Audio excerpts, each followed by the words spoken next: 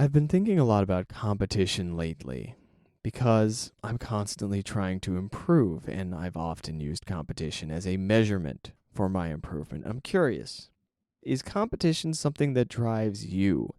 If you're playing a game, do you like the game even more if it's got some kind of competitive drive, some kind of a ranking system, somewhere where you can beat other people, where you can do a better job than somebody else, where you can get an objective assessment of your standing compared to others? Does that appeal to you or not? Because for some reason it appeals to me, and I think it can be good for skill development, and I also think it can get in the way of creativity. It can be distracting. I think it can be good for making a game more compelling, and I think it can get in the way of enjoying the game, in the way of distracting you from the gameplay mechanics and the experimentation and getting you focused on what is the optimal strategy and how do I react to what everybody else is doing. When you're competing, it's not just about you, it's not just about your perspective, it's not about what interesting angle you can bring. It is about your angle in relation to everyone else's, or at least whoever you're currently matched up against.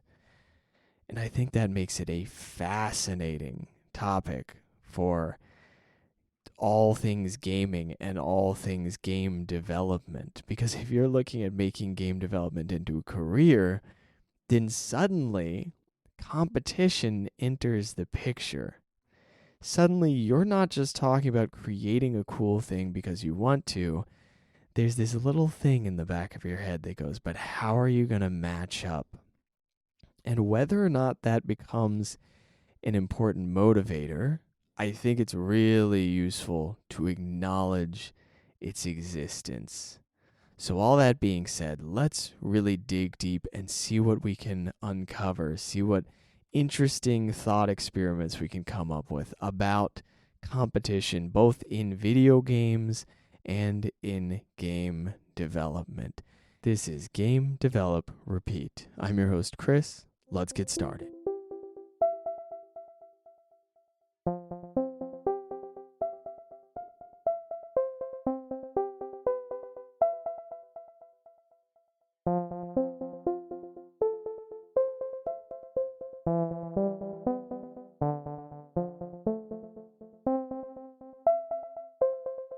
I have a deep craving for competitive video games, and nothing really scratches that itch anymore.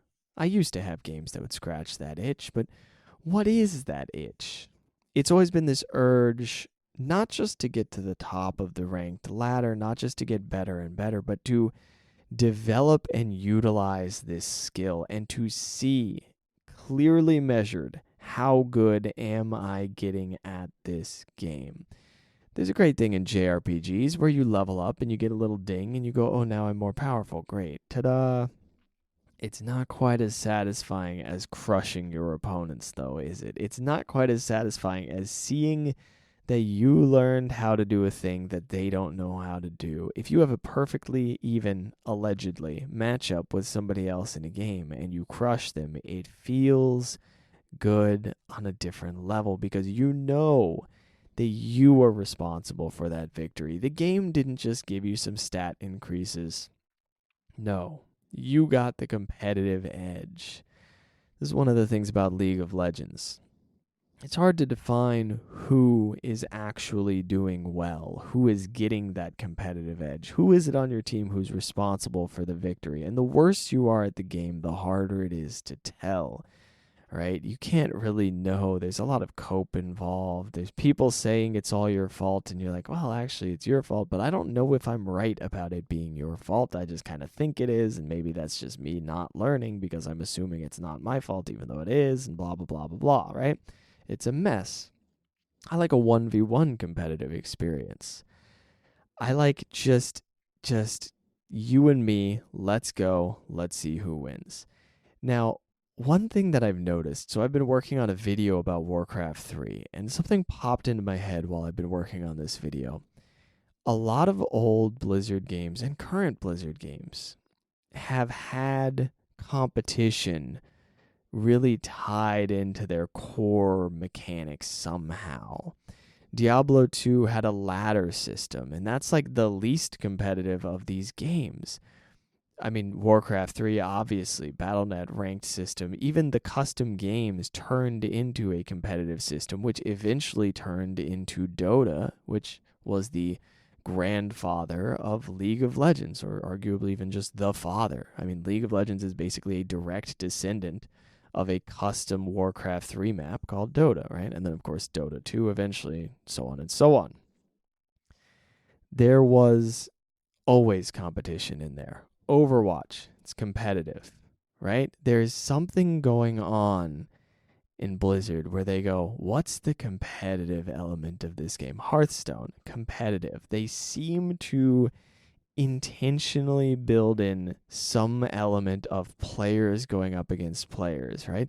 Diablo 3, it's got a ladder race still. Diablo 4 I've not messed with because I've kind of stopped doing anything related to Blizzard after Diablo 3. Diablo 3 was kind of, okay, that's fine, whatever. And then they did the whole Warcraft 3 Reforged thing, and I was like, okay, bud, we're not messing with that. World of Warcraft, of course, competitive.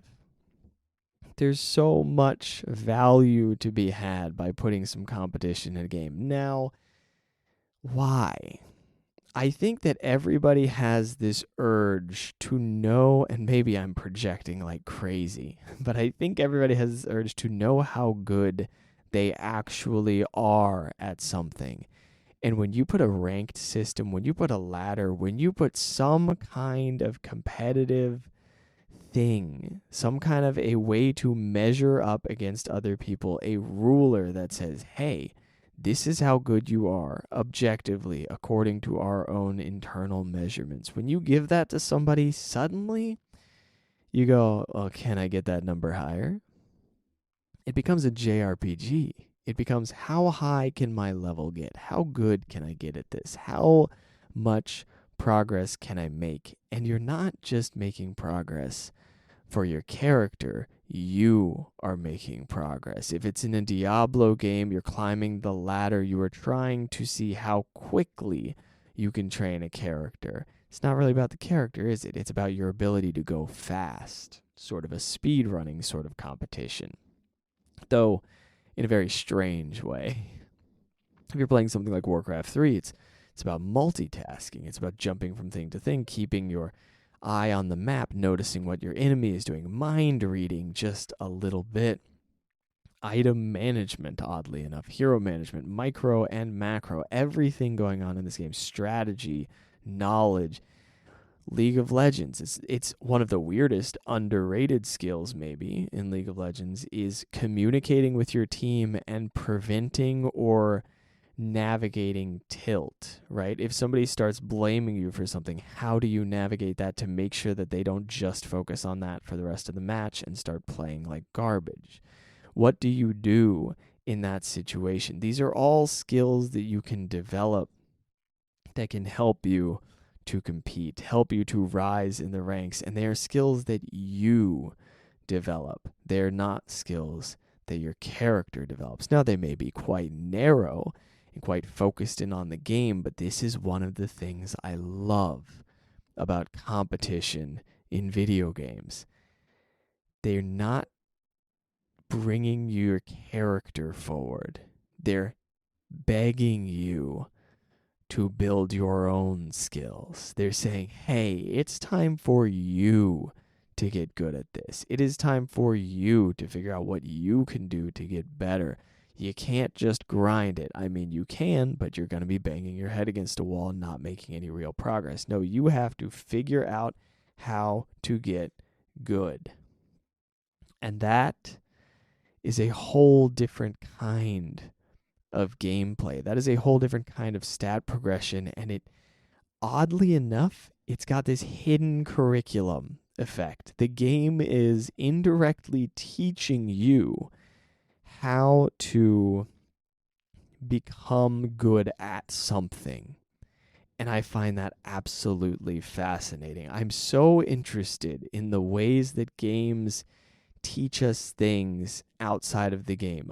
unintentionally, if you haven't noticed from the theme of this podcast, which is a little absurd sometimes, right? Sometimes I stretch a little far to be like, and that's how this game teaches us about this thing, right? I go a little ridiculous with it every once in a while, and I think I should. I think it's fun to do that, but I'm obsessed with it. I can't stop thinking about it. I'm like, how does this affect us as people? Games are in some ways good for you, right?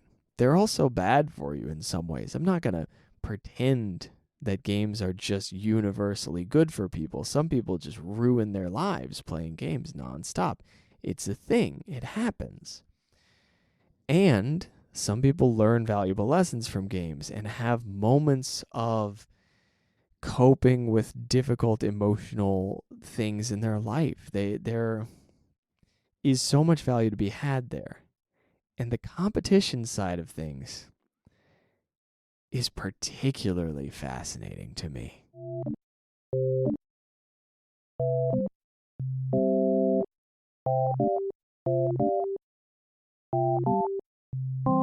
So we've talked about competition within games themselves. What about competition in game design, game development, and in skill development, which is maybe the most interesting one to me? So in game design, there's just how do you want to design your game?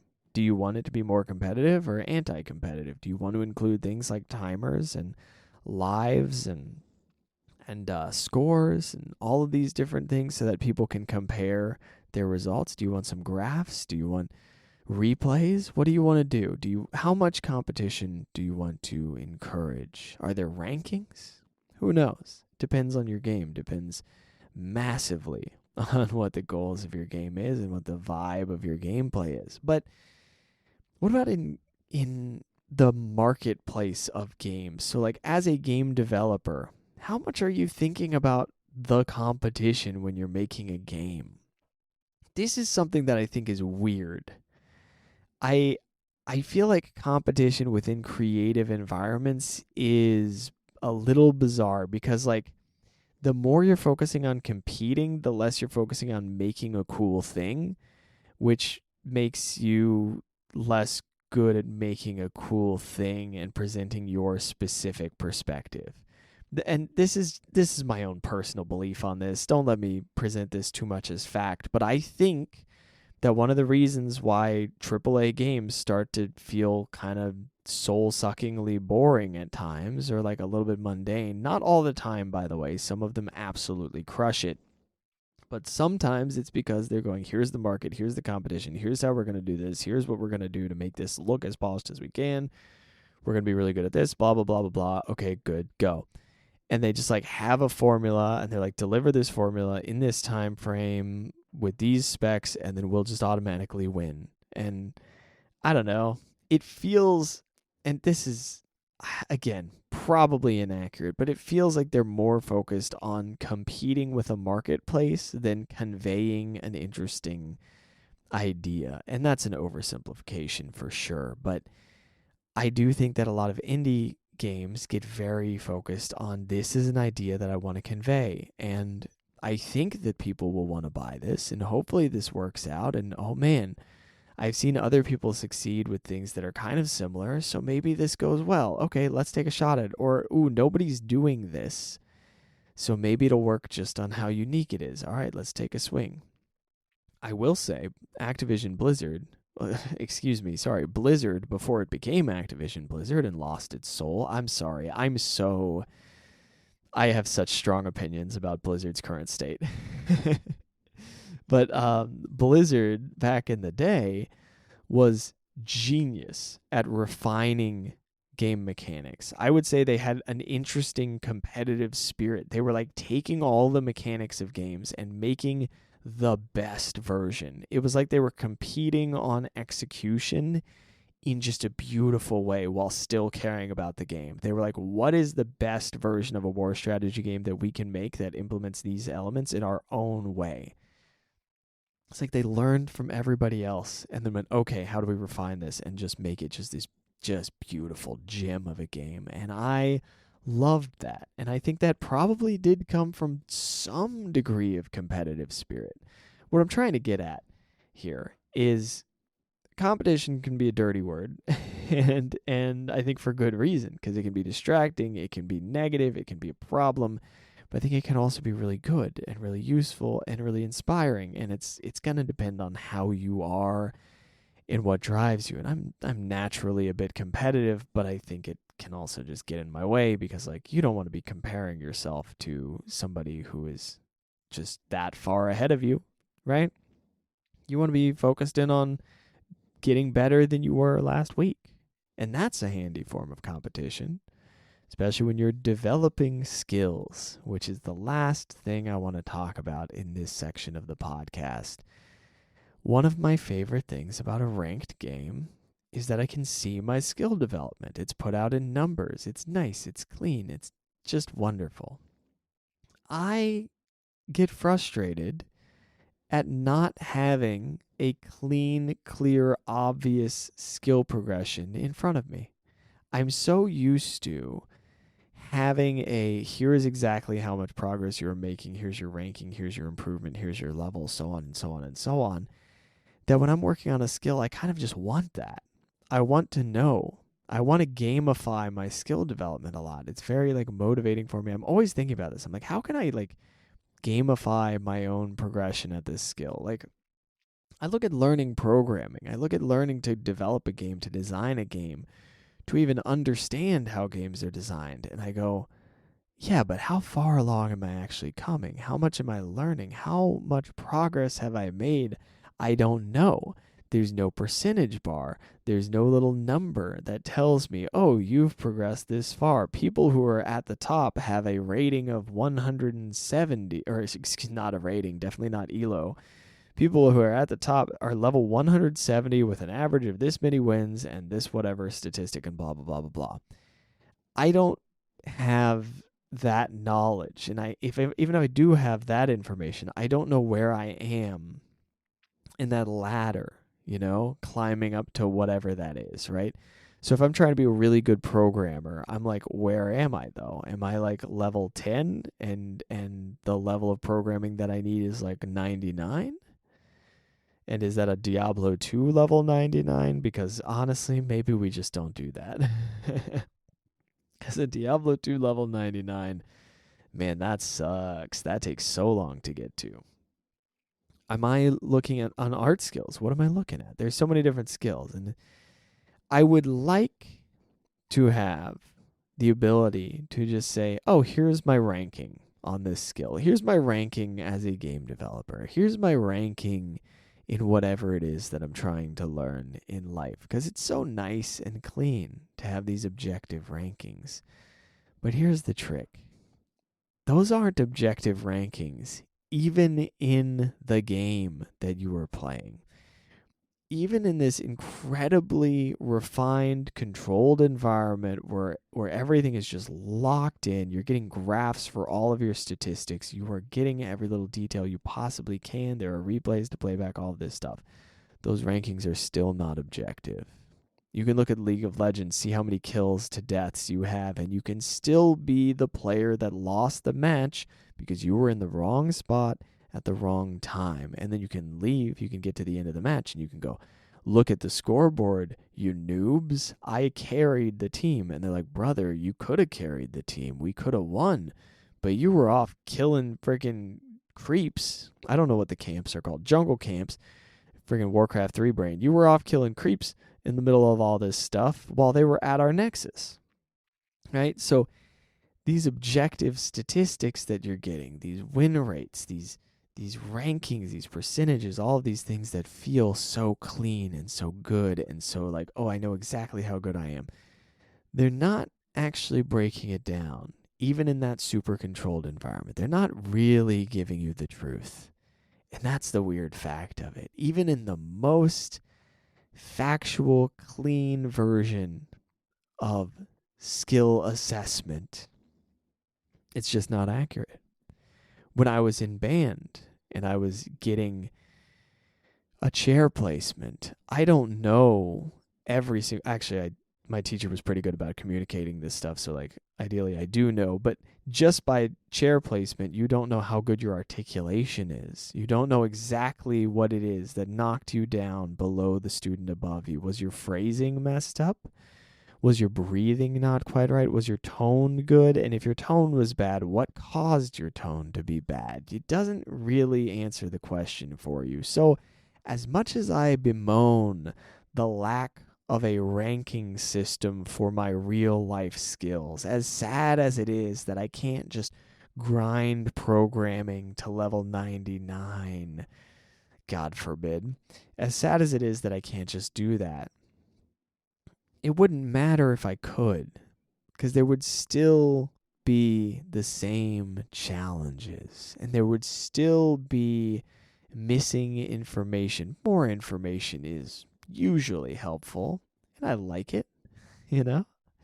I'd like to know more details about how I can improve, but all this competitive stuff, there is an element of, yeah, but how much are you just fooling yourself, man? How much are you just convincing yourself that you deserve some incredible ranking when really you just got to keep getting better at it, you know? There's some objective measurement going on, sure. But how valuable is it really? Especially if you're stagnating, right? The only thing that matters when you're stagnating is, all right, how do I move forward through this? Do I just need to take a little breather? How do I move past this stagnation? It doesn't matter if you're Plat 1 or Iron 5. If you're stagnating, it kind of sucks. And you don't know what to do about it. You're kind of in the same place in some way, just not in terms of skill level. One final note in this section before we finish things up. Development stuff. I've not been getting a lot of game development done recently because I have had video stuck on my brain right now. I am trying. I've been working on this for like a week and a half, and I've got almost nothing to show for it. I've got like a 2-page script finally, trying to figure out this video about Warcraft 3. And this podcast is sort of part of the drafting of this thing. It's still me talking through some of these ideas. But I haven't been working that much on the game dev stuff because I feel like my brain only has room for like one massive creative undertaking at a time. And making a video for the first time is oddly overwhelming. Now, I'm still developing on stream, of course, and I'm making progress, and it's cool. And I added this whole like date summary scene on the fishing minigame, on the fishing game. I'm having a lot of fun with it. I'm still enjoying it, but in my off hours, we're focusing in on this other thing right now. And I think that's okay. And we'll come back around, but I've been wanting to make a video for so long, and I want to get this first video out, and it's time, it's time to make a first video and see how it goes and just like see how much I enjoy it and just take a swing at it. I love exploring new mediums. It's frustrating. It's scary every time. It never gets easier. You explore a new medium and you just go, oh my God, what am I doing? This is taking so long. This is so frustrating. This is so difficult. You're learning the ropes. You're learning to walk again, right? So whatever you're exploring, I hope you give it a shot.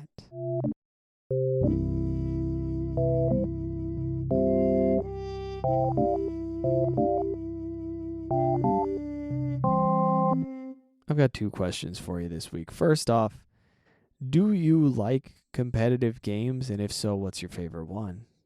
Because that's always interesting. I do like them.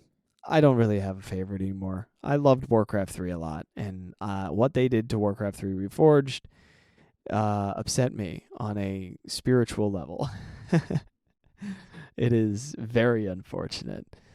So that's question number 1. Question number 2 is going to be, I'm dilly-dallying while I remember the question. Oh, yes. What is your general feeling towards competition? Does it seem like a negative or a positive thing? Do you like it? Do you dislike it?